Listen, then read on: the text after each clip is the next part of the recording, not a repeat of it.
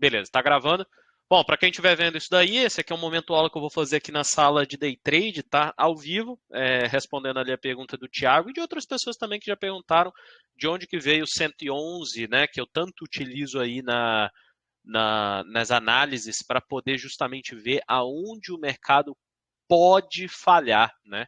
E vamos começar falando aqui rapidamente que qualquer nível de Fibonacci, qualquer nível de resistência, qualquer nível de suporte, ele não é o número, ele é a região. É como se fosse um ímã e o seu campo magnético. Para você exercer a força de um ímã, você não precisa necessariamente tocar no ímã. Só de você já estar próximo dele, você já vai ter uma força sendo exercida naquela região. Então, a resistência e o suporte é exatamente a mesma coisa. Você pegar o índice agora, a mínima de hoje foi 127.350. Mas o fundo anterior foi 127.303. Você vai falar para mim que não bateu no alvo porque não foi lá por 40 pontos? Poxa, mas e a região? Por isso que a gente parte sempre da premissa de entender que suporte, resistência, níveis de Fibonacci são uma região de interesse. Dito isso, agora vamos para os números de Fibonacci. Eu já começo falando isso porque às vezes a pessoa fica naquela tipo, mas não bateu no número, mas não é o número que importa, é a região. Tanto é que, né, temos o exemplo do velho que não usa 111, mas ele entende que a região de topo, quando falha, é porque ali entrou o vendedor. E está tudo certo, é uma leitura. Né? Eu prefiro ser um pouco mais pragmático e usar ali o número 111, porque isso vai ser mais fácil de explicar como é o que eu vou fazer agora. Tá? Então vamos lá. Aqui nós temos a sequência Fibonacci, né, que é aqui 1, 1, 2, 3, 5 até lá o infinito. Aqui eu fiz até o número 46.368. Né? E se você não sabe como é que funciona a sequência Fibonacci, nada mais é, vamos sempre olhar para essa primeira linha aqui do Excel, que é a linha A, B, C, que é a das colunas, beleza? Então, para você ter a linha D, você pega a B e soma com a C. Para você ter a linha E, você soma a C com a D. Para você ter a linha F, você soma a D com a E. Para você ter a linha G, você soma a E com a F. E assim a progressão aritmética, que é a sequência Fibonacci. E aí nós temos os dois números principais aqui de Fibonacci, né, que é o 061 e o 161. De onde surgiu esses caras? Nada mais é do que você pegar o B e dividir pelo C, ou o C dividir pelo B. Lembre-se sempre de olhar aqui a planilha do Excel, tá? Então, quando eu pego aqui o B dividido pelo C, o C dividido pelo D, o D dividido pelo E, eu vou também fazendo uma progressão aritmética. Ao ponto que, a partir lá do I dividido pelo J, eu tenho 0,618 até o infinito. Então, aqui está o número de Deus, né, que é conhecido, a constante Fibonacci 0,618. Assim como se eu fizer o inverso e pegar o E dividido pelo D, o D dividido pelo C, o C dividido pelo B, e for fazendo, eu vou também ter uma constante aritmética, que é a partir do K dividido pelo J, eu também vou ter 1,618 até o infinito.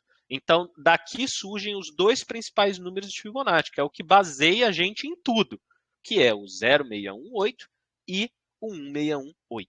Beleza? Então, essa aqui está fácil, todo mundo sabe. Aí, se a gente vai brincando um pouco com as 4 operações matemáticas aqui, né? Mas aqui o foco maior vai ser o quê? Divisão. Estou dividindo um termo pelo seu próximo ou estou dividindo um termo pelo seu segundo próximo. Então, se eu pego aqui na linha 4 ó, e faço o B dividido pelo D, ou seja, estou pegando o primeiro número dividido pelo segundo, pelo terceiro número. E sempre fazendo isso. O C dividido pelo E, o D dividido pelo F, o E dividido pelo G, o F dividido pelo H, sempre pelo seu segundo posterior. Eu vou fazendo isso daqui, a partir aqui do F dividido pelo H, eu vou ter 0,382 até o infinito, que também faz parte da constante Fibonacci. A gente já sabe disso, né? E aí, se eu faço o inverso, se eu pego o D dividido pelo B, o E dividido pelo C, o G dividido pelo E, o H dividido pelo F. Ou seja, eu só inverto a ordem da polaridade aqui, eu vou ter lá, a partir do K dividido pelo I, 2,618 até o infinito, que também está dentro da sequência Fibonacci que a gente tanto conhece. E aí, a partir daqui, a gente vai brincando com números que a gente não tanto usa, mas que eles são extremamente importantes também. Que é, se eu pego o B e divido pelo E, ou seja, eu sempre vou subindo uma casa. Né? Na primeira sequência, eu dividi o B pelo C. Na segunda sequência, eu divido o B pelo D. Na terceira sequência, eu vou dividir o B pelo E, que é exatamente o que está aqui. Ó. B por E, C por F, D por G. A partir ali do F pelo I, eu vou ter 0,236 até o infinito, que também é um número que faz parte da sequência Fibonacci. E aí, se eu faço o inverso, eu faço o B, o E dividido pelo B, o F dividido pelo C, o G dividido pelo D, que é a mesma coisa, só invertendo a polaridade. Aí eu vou ter ali, a partir do K dividido pelo H, 423,6 até o infinito. Que, se vocês lembrarem, eu sempre falo que a chance do mercado vir fazer esse movimento aqui em linha reta é de somente 2%. Somente 2%. Ou seja, é muito difícil isso aqui acontecer. A gente teve um exemplo recente nisso daqui, foi a VVO3. VVEO3. Ó, ela fez esse pivô de alta aqui, eu vou até pegar um gráfico sem nada aqui. Ó. Nós tivemos um pivô de alta aqui, ó, fundo, topo. Olha onde veio parar em linha reta. Acionou o pivô. Quando eu falo linha reta, é linha reta mesmo, tá? Não voltou. Foi reto no 423,8. Qual que é a chance disso aqui acontecer? 2%. Ou seja, qual que é a chance de quando bate aqui ser topo? 98%. Foi exatamente o que aconteceu. De lá para cá, o papel caiu horrores. E esse mesmo conceito aqui você pode usar no gráfico de 1 minuto, de 5 minutos, de 10 minutos, de 1 hora, seja o que for. Só tem que se atentar que o movimento tem que ser reto, tá? Então, já está provado aqui que o 423 faz parte da sequência Fibonacci. Aí a gente tem mais outros números que eu particularmente não uso, mas eu conheço operadores que usam. E aí está tudo bem, né? Que é a gente dividir lá o B pelo F, o C pelo G e assim por diante. Que aí a gente vai ter ali o 0,146. Eu não utilizo, mas eu conheço gente que utiliza. 0,146, tá? Também está na constante Fibonacci até o infinito. Assim como, se eu fizer o inverso, eu vou ter lá o 685, que também vai estar na sequência Fibonacci até o infinito. De novo, eu não utilizo, mas conheço gente que utiliza. Assim como, se eu pego lá o B pelo H, na constante até o infinito, eu vou ter lá o 0,05, que seria o equivalente a 5% de Fibonacci. Eu também não utilizo, mas quem quiser utilizar está dentro da sequência. E aí agora a gente vai brincar com as outras alternativas de uma matemática básica, né? Que é o quê? A soma e a subtração. Se eu pego, né, partindo aqui do B, ó, da linha B, tá? O resultado da linha B. Se eu pego o B mais o C, o B mais o D, o B mais o E, o B mais o F, o B mais o G, o B mais... E sempre for fazendo isso, chega um momento que eu vou ter 1618 até o infinito. Mais uma vez o número 1618 aparecendo. Assim como, se eu pegar o C pelo D mais o D, o C mais o E, o C mais o F, o C mais o G, o C mais o H, e papapá, vai chegar um momento que eu vou ter 1,11 até o infinito, que é o famigerado 111 que eu tanto falo. É aqui que surge ele na sequência Fibonacci, tá? Que nada mais é do que o segundo termo mais o seu posterior, e assim vai somando, somando, somando. Aí, se eu pego lá o D e vou somando, né? D mais E, D mais F, D mais G, D mais H e etc., vai chegar um momento lá que eu vou ter 1,28 até o infinito. Até esses dias o velho perguntou: pô, Luciano, eu vi um cara utilizando 128 de fibra, de onde surgiu isso? Eu falei na hora: pô, não me lembro não, mas de repente dá para a gente dar uma olhada. Tá aqui, 128 vai até o infinito. Então ele aparece de fato na sequência Fibonacci. E aí, olha de novo lá o 38,2, né? Que a gente já viu lá em cima, ó, ele aparece no inverso, que é o B-, né? Se eu pego o C menos o B, o D menos o B, o E menos o B, o F menos o B, o G menos o B, isso aqui tende ao infinito em menos 38. Menos 0,38. Então, novamente, aparece aqui dentro da sequência Fibonacci. E o C-, que é a mesma coisa. D menos C, E menos C, F menos C, G menos C, vai dar o quê? 0,118 até o finito, que aí explica para vocês o meu menos 11,8 que eu utilizo ali na sequência Fibonacci. E só para finalizar, tem o D aqui, E menos D, F menos D e tudo mais, que aí é o 0,05, que também aparece lá na sequência principal. Aí aqui, o que eu fiz? Quando eu fiz esse cálculo aqui pela primeira vez, a ideia aqui foi tentar provar que o que o Marcos Pontes fala. Quem não conhece Marcos Pontes, depois pesquisa aí. É um cara que tem muitos anos de bolsa e ele desenvolveu essa analogia do 111. Somente o 111.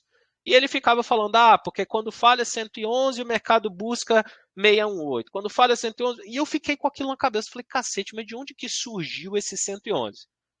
Como um bom e velho engenheiro, eu sempre vou atrás da matemática para me provar as coisas. E aí eu fiz essa tabelinha, que na época eu fiz isso aqui na mão, né, para poder descobrir de onde veio. Cheguei no 0,5, cheguei no 0,14, aí depois com as outras operações aqui, cheguei no 111. Eu falei, tá, mas por que eu tenho que utilizar o 111 e não o 114? Ou não o 105? O que difere entre eles? E aí a gente vai para o gráfico. Aí sim a gente vem para o gráfico. E aí, ao longo do tempo, eu fui fazendo testes e mais testes e mais testes e procurando entender se esse 111 fazia sentido mais do que os outros. E fez. Que aí foi realmente um teste prático. Eu testei o 105, testei o 111, testei o 114. O 105 falhava várias vezes, porque várias vezes o mercado fechava acima do 105 e depois voltava. Eu falava, ué, tá errado. E no 114, o mercado fechava antes do 114 e continuava o movimento. Eu falei, ué, tá errado. E ali no 111, eu encontrei o equilíbrio, que foi o número que está dentro da sequência Fibonacci e que faz mais sentido para a análise gráfica. Tanto ele quanto o menos 11, que aí é onde surge o lance da simetria que eu sempre falo, né? Por exemplo, o Banco do Brasil, né? A gente falou disso daqui ao longo dessas últimas semanas. Deixa eu apagar isso daqui. Que foi o quê? O mercado fez esse movimento deste fundo a este topo, parou na região, lembra lá o que eu falei que é região, o lance do campo magnético, ó, região do 111. O que é a região do 111? É de 100 a 111. Então, em qualquer lugar que parar aqui, está tudo certo. Aí, parou. Qual que é o primeiro alvo depois que o mercado falha o 111? As retrações. Retração 1, retração 2, retração 3.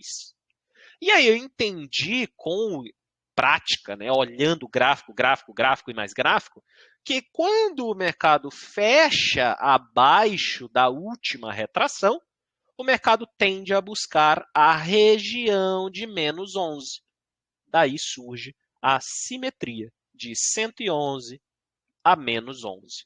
Ou seja, quando o mercado falha o 111 e perde a retração de 61 de Fibo, a tendência é buscar o menos 111, que foi aqui um exemplo de Banco do Brasil. A gente pode falar aqui trocentos exemplos que isso aqui acontece praticamente todo dia, toda semana, todo mês, né? Então, só pegar o exemplo mais fresquinho aqui na mente, que é o caso aí de Banco do Brasil, tá? Então, daí surge esse lance do 111 a menos 11.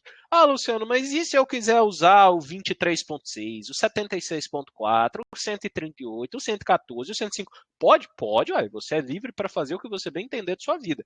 Mas eu encontrei, para mim, a Fibo que faz sentido, que é o quê? Menos 11, para poder casar com o 111, 0, 38, 50, 61.